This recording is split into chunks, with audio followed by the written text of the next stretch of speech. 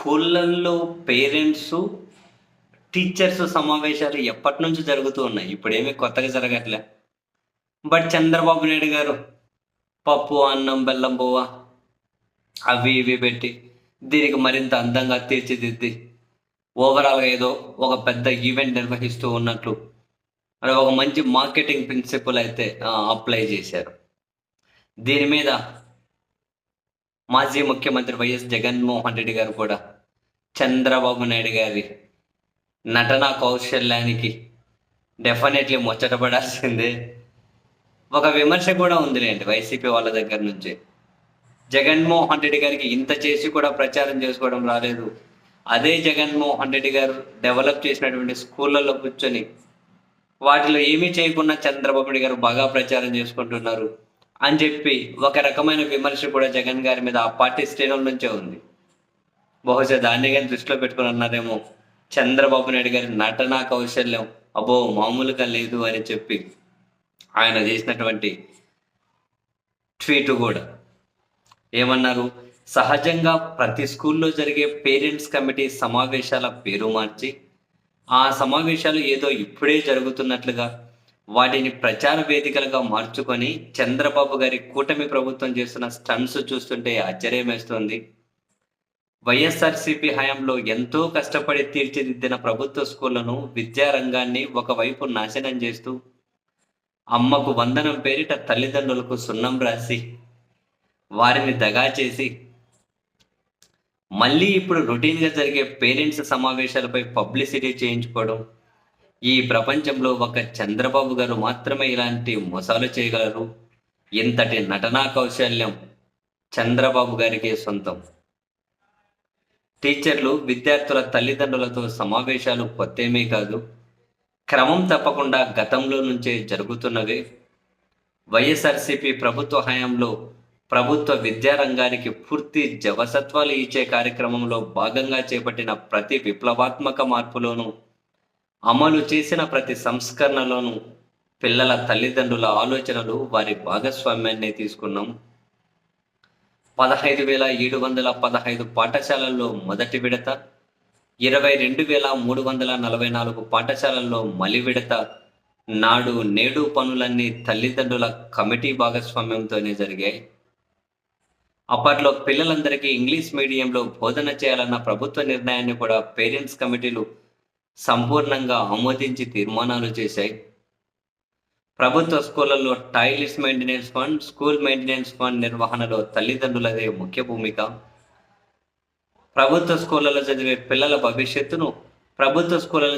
పిల్లల భవిష్యత్తును ఉజ్వలంగా తీర్చిదిద్దడంలో ఈ విధంగా తల్లిదండ్రులు తమ వంతు పాత్ర పోషించారు.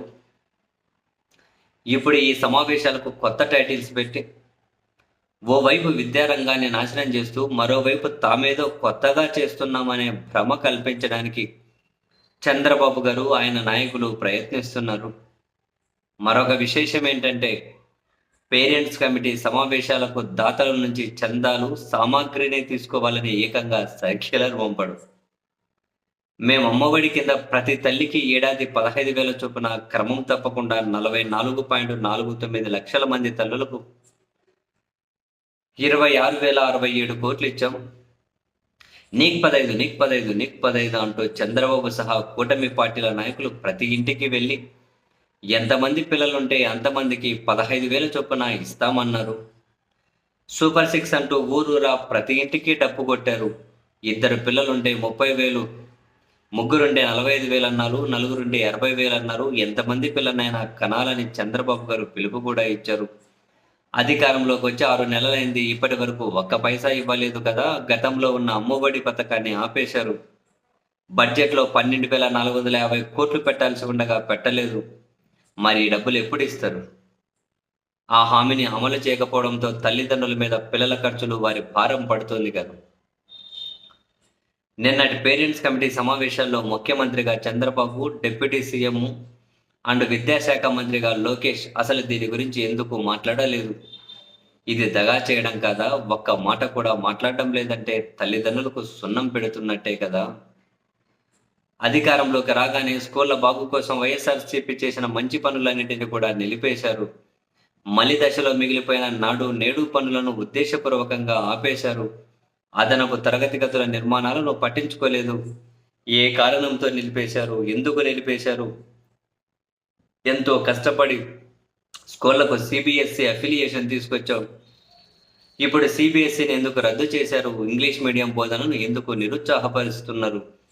ప్రపంచ స్థాయిలో గవర్నమెంట్ స్కూల్ పిల్లలను తయారు చేసేలా 3వ తరగతి నుంచి ప్రవేశపెట్టిన టోఫెల్, 3వ తరగతి నుంచే సబ్జెక్టు టీచర్ల విధానం, సిబిఎస్ఈ నుంచి ఐబీ దాకా ప్రయాణం, ఫీచర్ టెక్నాలజీపై తరగతులు, ఇలా ఇవన్నీ ఎందుకు ఆపేశారు? డిజిటల్ లెర్నింగ్లో భాగంగా 8వ తరగతి విద్యార్థులకు ఇచ్చే ట్యాబుల్ పంపిణీని ఎందుకు రద్దు చేశారు? 3వ తరగతి నుంచే సబ్జెక్ట్ టీచర్ల కాన్సెప్ట్ను ఎందుకు రద్దు చేశారు?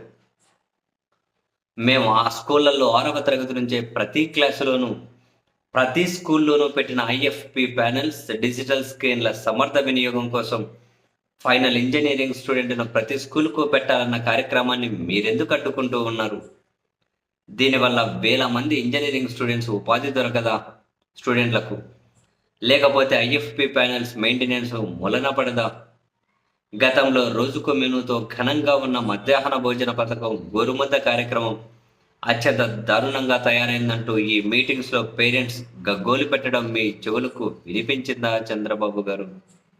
డొక్కా సీతమ్మ అనే మహాతల్లి పేరు పెట్టి చివరికి స్కూళ్లలో, హాస్టళ్లలో విద్యార్థుల డొక్కమాడుస్తున్నారు. కనీసం ఆయాలకు జీతాలు ఇవ్వడం లేదు. విద్యార్థులు అపరిశుభ్రమైన ఆహారం తిని ఆరోగ్యం పాడై ఆసుపత్రుల్లో చేరుతున్న ఘటనలు మీ ప్రభుత్వ హయాంలో కోకొల్లలు.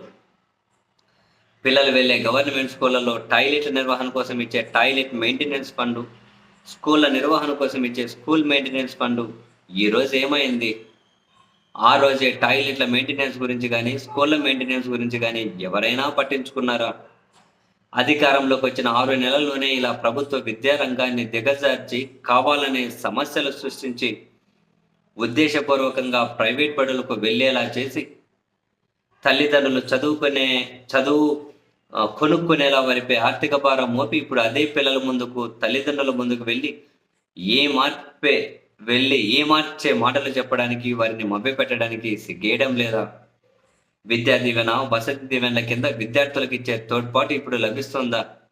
ఈ జనవరి వస్తే 4 త్రైమాసికాలు ఎలాంటి చెల్లింపులు లేవు. ప్రతి సంవత్సరం క్రమం తప్పకుండా ఇచ్చే వసతి దీవెన, విద్యా దీవెన, ఈ రెండింటికి కలిపి ఏకంగా 3,900 కోట్ల బకాయిలు పెట్టి ఈ రోజు పిల్లలను ఉద్ధరిస్తున్నట్టుగా మీరు చేస్తున్న డ్రామా మరో డీవియేషన్ రాజకీయం కాదా చంద్రబాబు నాయుడు గారు అంటూ జగన్మోహన్ రెడ్డి గారు అయితే ట్వీట్ చేశారు.